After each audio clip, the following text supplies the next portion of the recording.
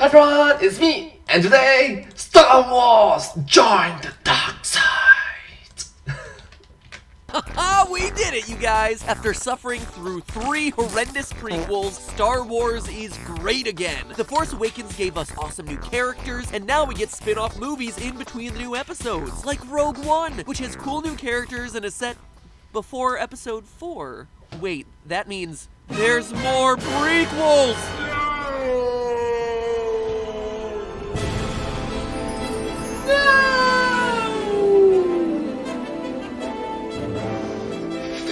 Hello, Internet!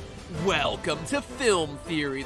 Hello, Internet! Welcome to Film Theory! Hi!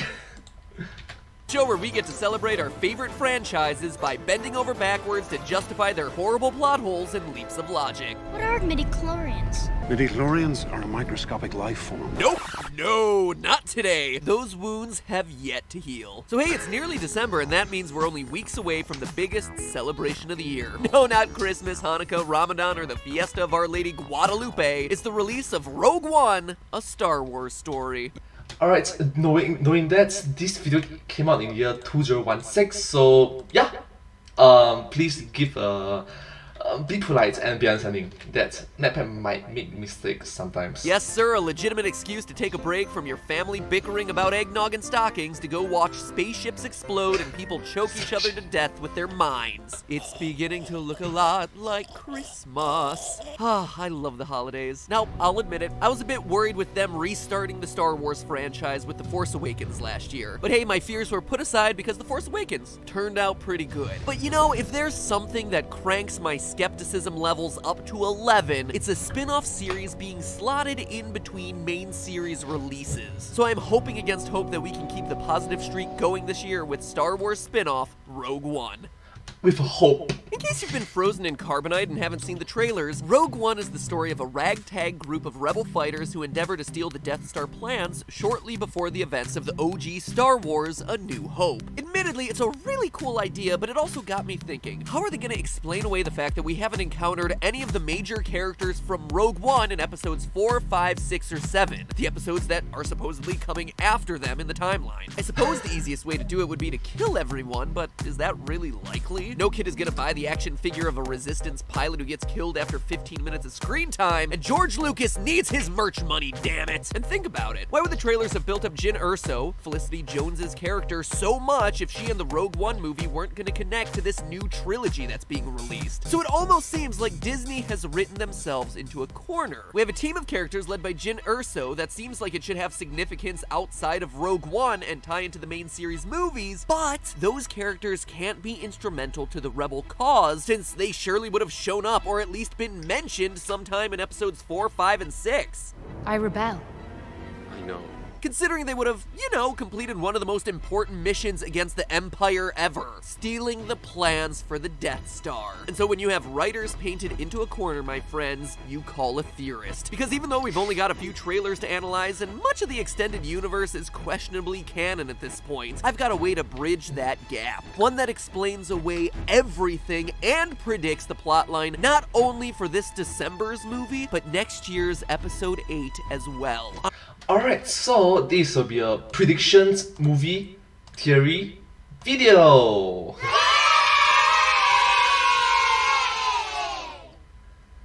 So understandably, please be understanding that he might get it wrong, sometimes wrong.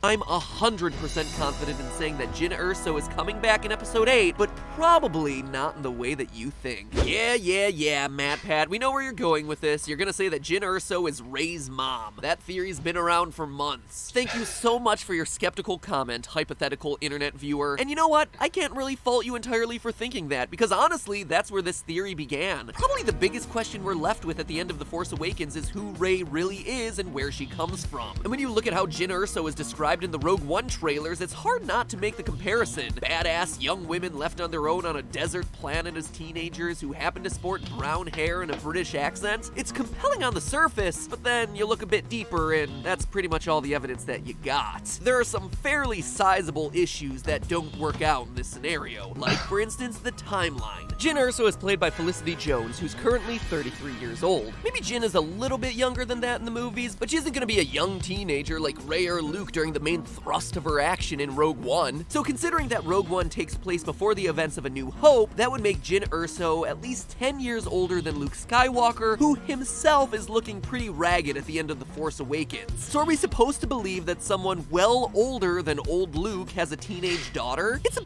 how about granddaughter? bit of a stretch. And regarding accents, it's not like Jyn Erso is the only brunette that we've ever seen in this universe who speaks with a British accent. Mon Mothma, Queen Amidala, heck, even Carrie Fisher couldn't decide whether she was British or not in episode 4. The more you tighten your grip, Tark, the more star systems will slip through your fingers. Alright, respect that. Rest in peace. Thank you so much for being such an important character. Will somebody get this big walking carpet out of my way? And lastly, if Jyn was indeed Rey's mom, it wouldn't do so much to explain Rey's force powers. As the director of Rogue One, Gareth Edwards, explains about the movie, quote, "It comes down to a group of individuals that don't have magic powers, that have to bring hope to the galaxy. It's about the fact that God's not coming to save us and we're on our own. The absence of the Jedi is omnipresent in the film. It Just curious, what if parents are not Jedis, but are Sith?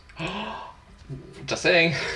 hangs over the whole movie," end quote. And if you're still clinging to the idea that Rey could be Jyn's daughter with some Jedi father, let's let Daisy Ridley, Rey herself, dash those dreams right out the door for you. In an interview at the MTV Movie Awards, she said both that she knew who Rey's parents are and also this. I'm not being funny, you guys, but just because she's white and got brown hair, do you know what I mean? Doesn't mean she's my mum. I also don't know if that will work out time-wise. She's obviously not going to say anything with absolute certainty one way or the other because PR is a tricky mistress and Disney doesn't want its secrets getting out of its vault, but it doesn't look good for the Jyn is Rey's mom theory. And you know what? I'm perfectly fine with that because there's a much better theory that unifies the Rogue One squadron into the main Star Wars narrative by connecting them with another group. One that we know almost nothing about, but that we know is going to play a huge role in the upcoming Star Wars main movies, and that is the Knights of Ren. Remember those guys? Maybe not by name, but you definitely remember seeing them, as they're the black-clad warriors led by Kylo Ren, the ones we caught a brief glimpse of in that weirdo vision that Rey has when she finds Luke's lightsaber in The Force Awakens. Mysterious dream sequences, you say? You know when things like that pop up, I'm all over that, like sand getting all up in Anakin's business. I don't like sand. It's coarse, rough, and irritating, and it gets everywhere.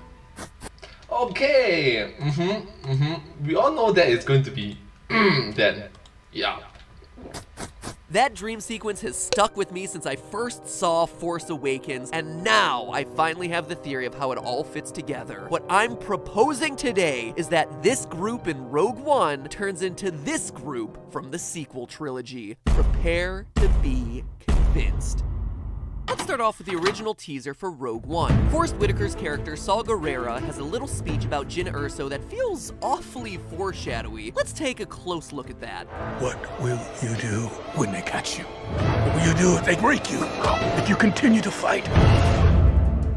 What will you become? First off, he says, when they catch you, rather than if they catch you. And that's exactly the kind of negative thinking that a rebellion doesn't need, Saw. Yeah, with that attitude, they're gonna catch you. Anyway, those 3 sentences we just heard are an entire character arc. A character being caught by the enemy, that character then being broken by them, and that character eventually having a transformation. And keep in mind, these teasers and trailers are produced with tremendous care, costing hundreds of thousands to millions of dollars, where every word is poured over by every single person working on the brand in that company. So make no mistake, it's not an accident that just as Saw Gerrera finishes saying, "What will you become?" that we get a glimpse of Jyn Erso wearing a very prominent Imperial patch on her arm. It's most likely that that's just her disguise to get into the Death Star and steal the information the Rebel Alliance needs in that moment in the movie, but what that shot is hinting at is Jyn being captured, tortured, and converted to the dark side. And honestly, would that be such a huge transformation? We know Jyn isn't the biggest fan of playing by the rules anyway based on her rap sheet.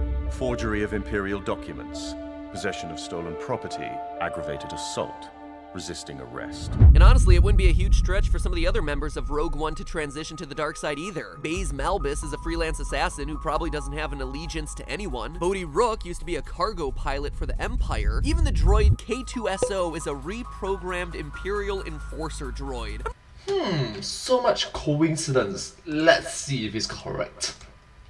I'm not saying that they all turned heel and gave the rebellion a big ol' Stone Cold Steve Austin middle finger, but isn't it possible that Rogue One was able to steal the plans and somehow get captured on the Death Star? We know from the trailers that Darth Vader's there, and we also know, based on past movies, how he feels about not killing intruders. I want them alive! In fact, let's take a moment to explore the opening of Episode 4, a scene that many of us have seen dozens of times, and yet it's incredible how many plot details we've all been so eager to overlook. By actually listening to what Darth Vader says, we get a clearer picture of what's going on here. So we know prior to the start of this scene that Princess Leia receives plans to the Death Star, plans that she puts on R2-D2 for safekeeping before getting herself captured. But where did those plans come from? Well, Vader tells us. The plans for the Death Star weren't physically captured, but instead simply transmitted to the princess on board this ship. Several transmissions were beamed to the ship by rebel spies. But then, why is Vader going after this transmission? Shouldn't he be going after the rebel spies who infiltrated and transmitted them in the first place, aka the Rogue One team? Well, it's likely he's going after the transmissions because he and the rest of the Imperial crew have already taken care of the people who sent them.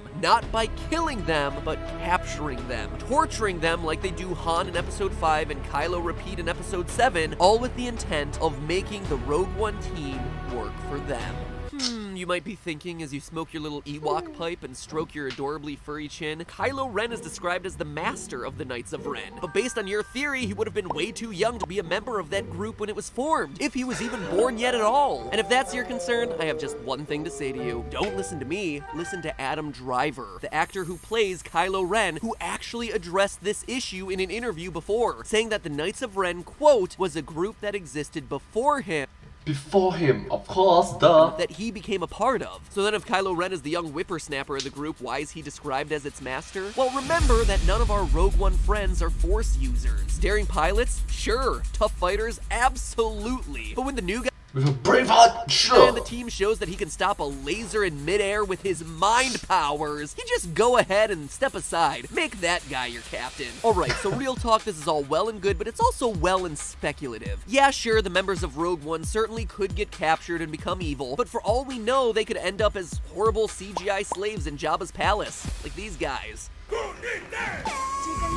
Unfortunately, with the Knights of Ren having virtually no screen time yet and the plot of Rogue One largely uncertain, we have little concrete evidence to go off of. That being said, the little that we do have produces one clue that I believe clinches this whole theory. The Art of Star Wars: The Force Awakens is a book filled with sketches and concept art that came out last year alongside Episode 7. And it's a really cool look at the whole design process for The Force Awakens that any big Star Wars fan should really check out. Hashtag not sponsored. But one detail I have to agree. The artwork are just incredibly detailed and just good to learn from. Marvelous work. in particular caught my attention. The book contains a noteworthy sketch of the 5 Knights of Ren. Here it is. Do they look familiar? They should. The Heavy looks like he matches up well with Baze Malbus, an assassin known for using giant weapons. Baze is, like the Heavy, the most thoroughly armored of the group, and notice the shoulder. That's right, both he and the Heavy wear the same shoulder protection on the same shoulder.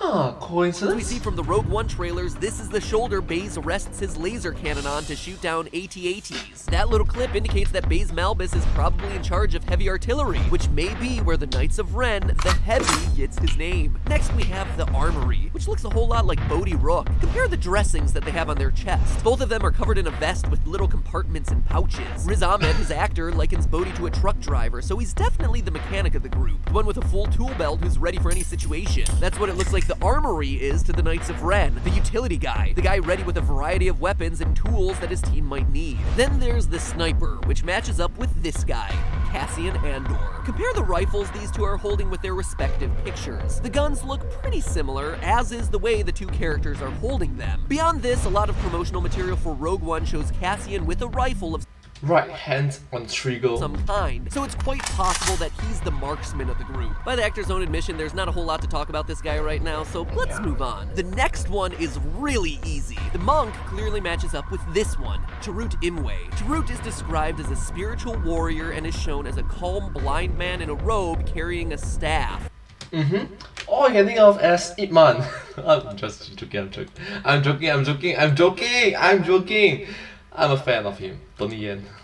If that doesn't say monk to you, I'm not sure what's gonna. And if you're thinking that Chirrut Imwe appears to be the kind of monk who wouldn't take up arms against anyone, well, no. Which leaves us with one final person to account for, Jyn Erso, the rebel. The person Rogue One is most likely named for, given that Bodhi comes up with the call sign while staring Jyn straight in the eye. We don't get a whole lot of clues from the picture of the last Knight of Ren, though I suppose they're standing in similar ways in the two pictures. That's a bit of a stretch, admittedly. But you know what's not a stretch? The final knight's name, which just so happens to be Coincidentally? the Rogue. Something tells me that's no accident. So when Jyn and the team get captured at the end of Rogue One and then get revealed as the Knights of Ren in Episode 8, just remember, you heard it here first. But until then, that's just a theory. A film theory. And cut. I swear, if Jyn Erso is Rey's mom, then they are just deliberately screwing with our heads because it legitimately would make no sense. Just saying. Just saying. You know what does make sense, though? Subscribing to the Film Theorists for more mind-blowing theories on all your favorite franchises by clicking right here. Tell you what, I think I earned your subscription after this one. Predicting the next 2 Star Wars movies? Doesn't get much bigger than that. And hey, if you're a fan of Star Wars, then you're gonna want to see this. It's a video calculating the impacts of destroying the Death Star. Sure, in the movie it's all like, woo, we beat the Empire, but the actual economic ramifications for all these planets is devastating. So make sure you click there to check that one out. So now if you'll excuse me, I need to go put the finishing touches on next week's theory, which, if you truly are a fan of Star Wars, I think you're really gonna like. Alright, so that's awesome. Well, thank you so much for watching this video. Hopefully that is correct. If you do like this video, please remember to like, share and subscribe to my channel, and comment down below if you have anything to share with us. Don't forget to follow my channel, and I sincerely appreciate all the support and encouragement for my work. Don't forget to follow my channel, and yeah, I hope to see you in the next video. But hey, that's just a theory. A film theory. And cut.